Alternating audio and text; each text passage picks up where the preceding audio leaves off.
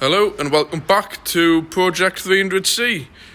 Sorry about the last video. You'll have to watch the one where I clean the engine bay and clean the throttle body before watching the one where I do the spark plugs. Just got a bit mixed up on them, but I can't be bothered to go changing the descriptions. So in this video, we're going to do a few fluid changes. I must admit I've already done this off camera because it was just that busy yesterday. There was too much going on in the garage. I didn't want to drop the plug on the drainer because they say they only take between 4 and 5 litres on a service refill, and I managed to get out 4 litres simply by putting a suction pump down where the dipstick is supposed to be, which isn't a dipstick, which is daft. So that's another reason I didn't want to go draining out, because you've got to measure it exactly, so it was easier just to draw out in the vacuum pump. This isn't it, by the way, and then that way each of those bars are exactly, I've measured it for years now, a litre, so therefore if that was 3, you know to put 3 in, because I don't have the dipstick to check it. So basically whatever I drew out I put back in, which was 4 litres. I did have a separate litre can what I used, so there was a little bit left in there. So that, as you can see, this is just as a reference to anybody who may be interested in buying this car at some point. I'm just wanting to use this as like a document. So as you can see there, this stuff is exactly what they use in the main dealers, and it's ATF plus for Chrysler, Jeep, and you can see it's all the proper stuff. So that's the gear oil being serviced. It does say about 7 or 8 litres for a full drain, but that's with the torque converter, which is a major job to drain. But they say on a service refill you're looking between 4 and 5 litres, which I've getting 4.5 into it, so that's done.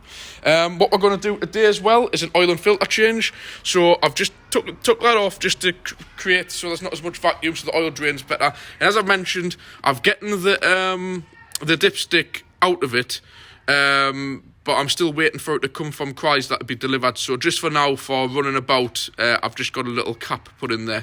So again, I'm going to be a little bit stuck on me checking the oil. What I do have in here somewhere, I put it in, is the remains of the old dipstick. So what I might try and do is, see, I'm not quite sure at what point to put it into, to where the end of the stalk would be. So I'm a little bit of a disadvantage, but the car's not really going to be getting used. So from me figures, I can work out to take about 7 litres when it's filled the oil filter up. So all I'm going to do is just drain it out, do the filter, and stick 7 litres in. When the dipstick comes, if there's too much in, I'll drain a bit out. If there's not enough in, I'll top it up. But we know that's going to be a good ballpark figure. Like I've mentioned before, we don't want to be draining 10 litres out and putting 7 litres in, because it will cause damage to the engine. But the car's literally, I'm on holiday next week, so the car's going to drive half a mile up the road and be left on the drive all week. And then when I come back the week after, hopefully the dipstick will be here and we can sort out that. So on to something else I'm going to be doing. Oh, that's something else here, these gas struts. As you can see, this one's broken. The little bottom bit snapped off, and the other side I've replaced already. That's just a simple case of I might just show you how to do it. It's a bit awkward when I'm running on my own here, because you need somebody to hold the bonnet while you put it into place. But they're the new gas struts, so it's going to have 2 new gas struts on. What else we got here? Obviously the oil and filter, just so people can see, it's the proper 520, and when you look there, the Chrysler spec, it's the Dexos 1 Generation 2 520, and it's the proper Chrysler specification. As you can see, what's written on the oil cap there, 520. So that's right, an original equipment man filter to go on as well. And the other thing I'm going to do, which everybody's known about, I mentioned about the engine management light being on, about one of the O2 sensors. This is the original O2 sensor, which I removed. And like I've said in a previous video, I had a cheap sensor in a cardboard box, which come with the car from eBay. Which, it was there. As you can see with all my parts here, I never use cheap parts, and I actually refuse to fit them for customers if they ask. But it was there, it was free. This has cost us £60–70. It was just the pure fact it was there, and I put it on. And when this one was fitted, I was getting the code coming up as low voltage. because obviously the little element inside the heating element must have burnt out. I fitted the new one, and now there's another code coming up of high voltage, because obviously it's not running at the correct voltages as the other 3 original equipment sensors. So I've gone and bought an original equipment one. A bit funny, but it says NTK is NGK's version of O2 sensors. They just, for some reason, changed their name. So this is a proper original equipment one. I'll just open the box and show you just how exact... I haven't opened the cellophane yet. I'll just pause this. Just wanted to show how exact these are to like the maker's ones. So obviously the plug is 100% identical. You can see there. But more looking at the sensor, when you put them side to side, of course it has to be right next to a sticker in the bag, 2 moments. Obviously these are made in Japan, proper good quality ones, not like Chinese rubbish being imported. When you look there, bar the little protector, they are 100% identical. Even down to those little perforation marks here, they're there. Even the little hole there. Obviously the top piece, everything is identical. Yeah, there's some blue heat protection on the wiring, but so yeah, that's as good quality as you can. That's basically, if you went to Chrysler and bought it, that is exactly what you would get from Chrysler for God knows how much more. So I'm going to change that over. That'll be a 2-minute job, because obviously the cheap one is fitted, and the car's never really been used. So that'll just I'll not need to use the oxyacetylene on that to get it off. It'll just come off by hand. Switch them over, reset the code, start it up, fingers crossed it's fixed. If it isn't, then there's obviously some kind of a wiring fault somewhere, which I'll see my auto electrician about. But as I've mentioned in my previous videos, I've been around and rerouted earths, cleaned every single earth. I must have been about 7 or 8 earths I've cleaned under here. So that's what we're going to go ahead and do now. First up, I'm just going to attempt and do this gas strut.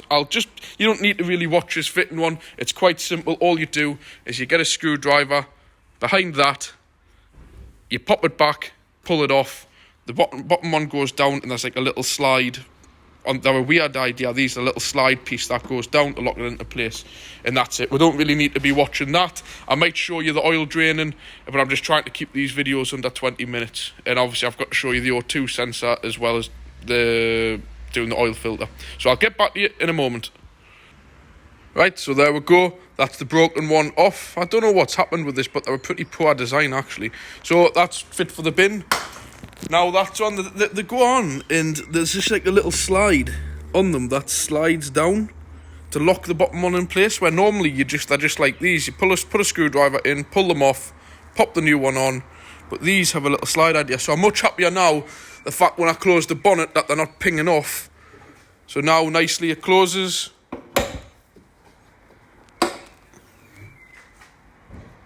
And that's it sorted. Now I'm still paranoid being under this bonnet, because they just used the balance on there, and if they want to pop off, the bonnet could drop down off. I've been putting bits of like a broom shank in just as a safety device while I've been working on it. So that's them done. Pleased to say they're finished with. So I'm going to take it up now, and we'll drop the oil out. I'll try and put the phone onto a bit of a tripod so you can sort of see what I'm doing, and I'll get back to you very soon. So welcome back. All I've done is took the under tray off, and now we have access to the sump plug. Got to make sure the engine's warm for this, but at the same time you don't want it to be absolutely boiling, because you'll just end off burning your hands on the oil. And obviously the oil filter is up there. I'm going to try and film as best I can. I can't hold this because I end up getting covered in oil, and we've got the drainer in place. So what I'm going to do is, well, I'll show you what I've got out to do the job. This is like a special, like an oil filter pan, but just like a tool really that you put over it, and then it's just easier because you can't quite get your hands up there to remove it. So I'm just going to put it on here. I'll try and make this quick, otherwise it'll mount up when I start doing the exhaust work. So you'll have a rough idea of what I'm doing here. So obviously get the tool onto it, loosen it off. At which point you'll probably start getting covered in oil. Just let it spin a few times. It'll start to drain.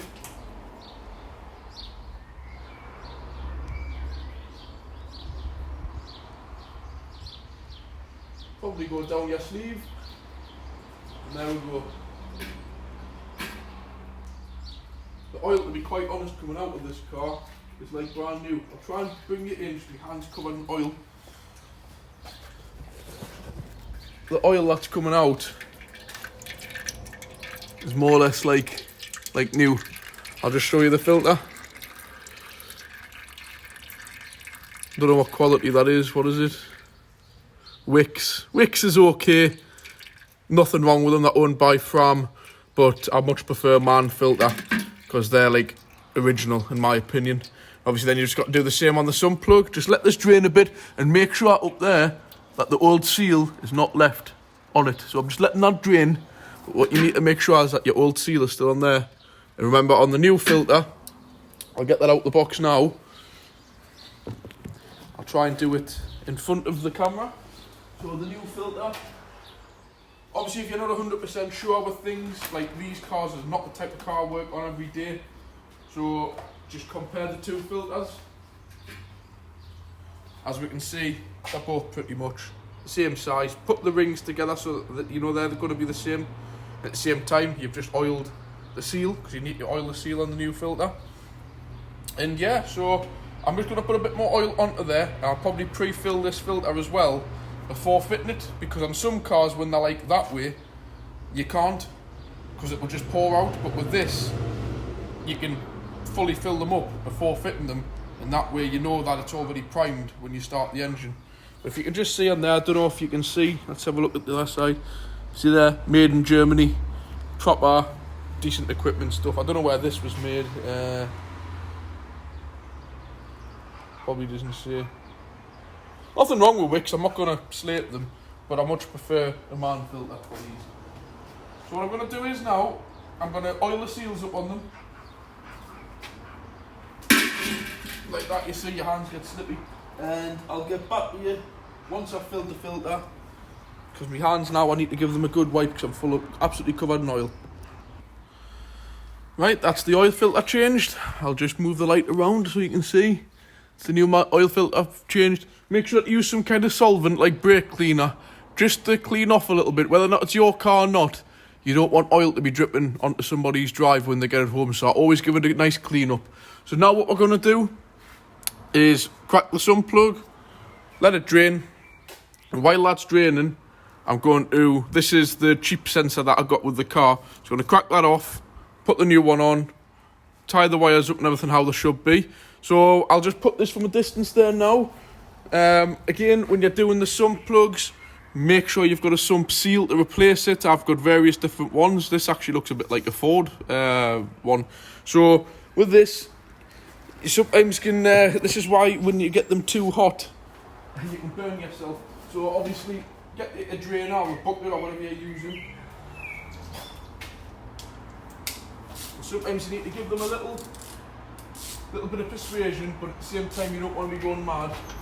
Generally I tend to find is just a little hard kind of knock, like that, that's it. And just be careful when you're draining it out, because sometimes if they're hot, you tend to find the oil goes everywhere. I'll bring this up a bit, there we go.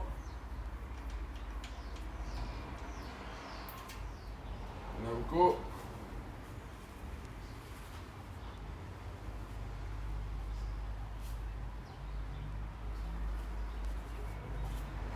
And as you can see, I'll just grab the phone. The oil is really not that bad. It always looks dirty when it's coming out, but believe me, that's quite clean oil. If I just get my finger there and just touch it a little bit, you can see that. Nice and clean, but I still want to get it changed because I don't know if it's the right oil that's in or not. So I'm going to try and do this while holding the phone on the tripod. I'll bring this light over here a bit so you can see where we're working here. So as you can see there, the cheap O2 sensor that was supplied with the car, and the plug's just up there, the yellow one. So what you need is a 22mm spanner, or you can get a proper socket for these, but it will be in the way of the gearbox. And I've just noticed actually the gearbox hasn't even got a drainer. So the way I've done it, sucking it out of the dipstick, is actually the correct way to do it. So we'll just get it on. This won't be, by the way, before anybody turns around and goes, oh yeah, you've done that before. Yes, this was off literally a week ago. Obviously, to do like that one, you need to get the oxyacetylene on them, because if you snap them into the exhaust, you knock your cat. So you need to hold, or you'll have to like get the helicoil them out. So I'll just get it onto it. Like as I've said, I knew it wouldn't be tight. And then just unscrew it out. The key with these is try to unscrew them out with the wires. Otherwise you'll twist all the wires. I'm not really too fussed about this, because this one's going to go in the bin, to be quite honest. So it's obviously not right for the car. When you put the new one on, obviously you've got to be careful with the wiring, not to twist it. I'm trying to do this one-handed, obviously, and holding the phone at the same time. There we go. As you can see, they are a really good match. This wasn't actually too bad in fairness, but I just don't think it's the right kind of sensor for the car, basically. All I can do is try.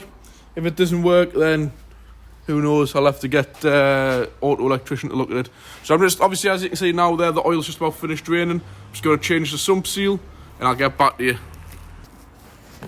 Welcome back. I can't really show this while I'm working, because I need to make sure I don't twist the wires on the new sensor. But when you fit the new sensors, make sure you don't get any dirt on this tip, which the camera's decided not to focus in on. And make sure as well on the threads, there's normally always some kind of grease put on them. Let's go outside, see if I can show you better. There. Don't know why that's not zooming in for. But basically on these threads, there should be some form of grease on them. If there isn't, make sure you put something on like copper grease, so it'll make it a lot easier when you come to have to ever remove it. So I'm just going to put it into place, and I'll come back shortly. Thanks. Right, so that's the sensor fitted. There we go. It's not worth putting anything on them because it gets that hot.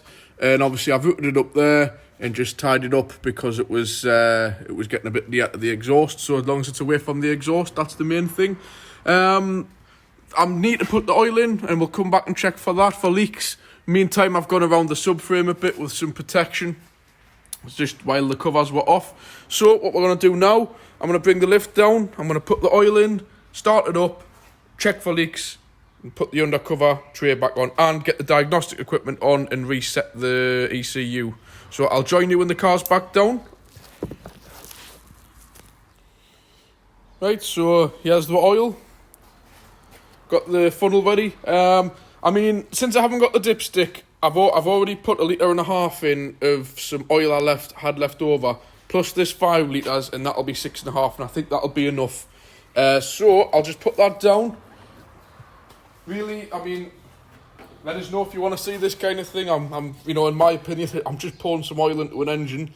But again, a few little tips with this. It sounds daft. Make sure you've got a good funnel so you don't get oil all over the engine. But second thing is as well, if it's a nice day, just put the oil can out into the sun and let it warm up. Because remember, the warmer the oil is, the thinner it is. The thinner it is, the easier it pours. Just a little bit of info there. I mean, this stuff being 520, it's pretty, you know, lightweight, thin oil to start with. So you shouldn't have any problems. So all we need to do is put this in, start it up, and then check underneath for any leaks and put the covers under. I can just hear a delivery van coming in, so I'm just going to cut there, but you don't really need to see us pouring oil in. And I'll get the scanner out and I'll show you what I'm doing with the scanner as well before we start the car. Right, so that's the right amount of oil in. Obviously the normal way of doing it would be to check with the dipstick, but I can't. I've looked on the figures, it should be right. Just when you start it up, just keep an eye out for the oil light staying on or any kind of funny noises. Any noises out of the normal whatsoever, stop the engine straight away.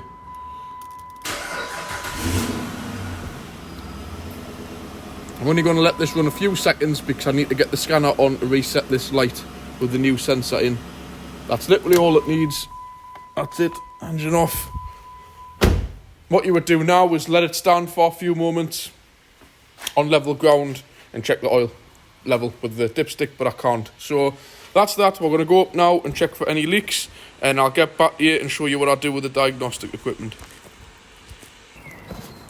Right, so I showed you before, there's the sump, bone dry, and the oil filter. I just want to check. You may get a little bit of oil which runs from the top, but nothing substantial. And again, once you've run the car for a couple of miles, get and check. I know this 1100 tray on, but as best as you can, try and get underneath and check, because you don't want no leaks. So I'll come back here with the diagnostics for the sensor that's done in the next few minutes. Just wanted to add this little bit in. It's not very often I see this. Remove for engine service. Torque bolt to 35 Newton meters. What's that, 4 Newton meters?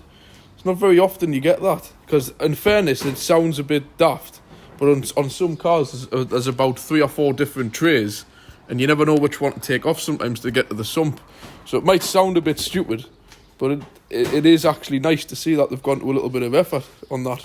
Just thought I would add that into the video. I'll show you when I come back with a scanner. So welcome back. I had to split the video while I was doing the other stuff. I'll just add this on to the end. So obviously now I've changed that O2 sensor. We'll go into the powertrain control module and we'll see. This is the code that's been coming up. Before I changed, but when I had the original sensor in, it was coming up circuit low. Then I fitted this cheap sensor with the one that was on it, and it says too high, because it's obviously not the right sensor. So I'm hoping now we'll do a quick erase of everything, because I've had the battery disconnected.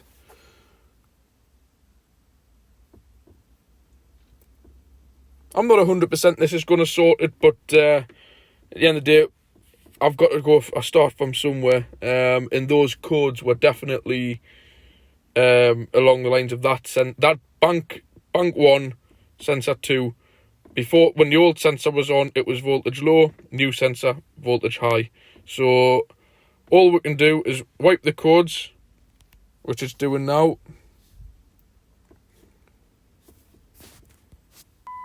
Right, so now we're into the engine ECU. No faults detected. We'll start it up and see what happens. There we go. The light's off for now. I'm not getting any hope on that, because it doesn't always mean that it is. 2 moments the radio's decided to switch itself on. So what I'm going to do now is go back. I'll just pause and get to the bit I want to be on. So welcome back. We've got the car running, and I'm looking at the live data. Beforehand, this is bank 1, sensor 2, bank 2, sensor 2. So basically it's bank 1 and bank 2, sensor 2. These are the ones after the cat and the volts. Beforehand, obviously this is the one we've changed, bank 1, sensor 2, and that's the one at the other side.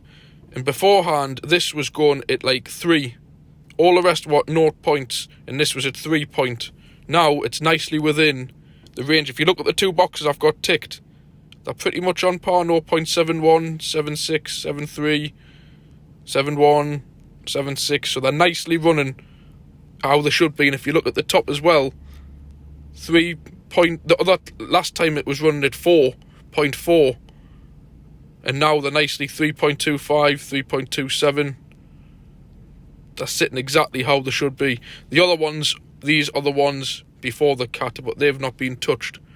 So I'm quite happy with that now. And as you can see, up to now the ABS lights have stayed off. It may need the ABS rings sorted, but as you can see, no engine management lights, clear dashboard. So I'm quite happy to say that that is this fault sorted. So there we go. It was just an O2 sensor. So again, everybody else who was coming on making comments going, oh, you've got a knackered ECU and this, that and the other, you just got to do a little bit of homework and do the job right. So don't always be doom and gloom going off what you see on the internet or what you read on Google. Just look at it, be sensible about it, and if you look, just read the live data. Even cheap scanners, a cheap £20 scanner can normally read a lot of this. So what I'm going to go and do now, which I'll just put you through, is reset the adaptions on the ECU. I'll get with the throttle body. I'll get back to you. So I'm just going to reset the adaptions there now. So you just click into it. Just establishing there. Okay. It just gives you a few commands like to keep the throttle kept flat to the floor, which I'll ask you in a moment. Hold down to the floor, which I'm doing. Hold it down. Okay. Release, which I've done. Do not touch the pedal. There we go, there's all sorts flashing up as it's resetting. Resetting the ECU.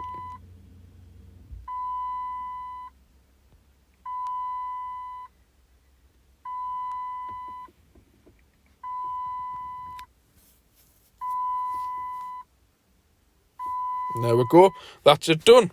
So I'll just switch it round. So again, thank you for watching. Next, I've not got a great deal more to do. I'm going to just sort out what's going on with the ABS. If the lights come back on, it might have just needed cleaned, and get the dipstick when it comes. And I've got the Chrysler badge to put on the front where it's currently got that Bentley badge. And obviously I've got other jobs. So thank you for watching. I'll catch you in another video. If you like this, like, comment, subscribe. Remember, every like that you give us and every comment helps my YouTube channel grow, every subscribe. So, you know, if you get just a couple of minutes of your time, if you enjoy what you're watching, just hit the like button, leave a comment, ask a question. I'll get back to you as soon as I can. It just all helps sort my channel. Remember, I don't make a penny from this. I'm just using my mobile phone, spending my own free time. Like right now, I could be going home. So, you know, I do this for yous. I do this as a bit of a hobby for myself. So if you like it, like, comment and subscribe, and I'll catch you next time. Bye.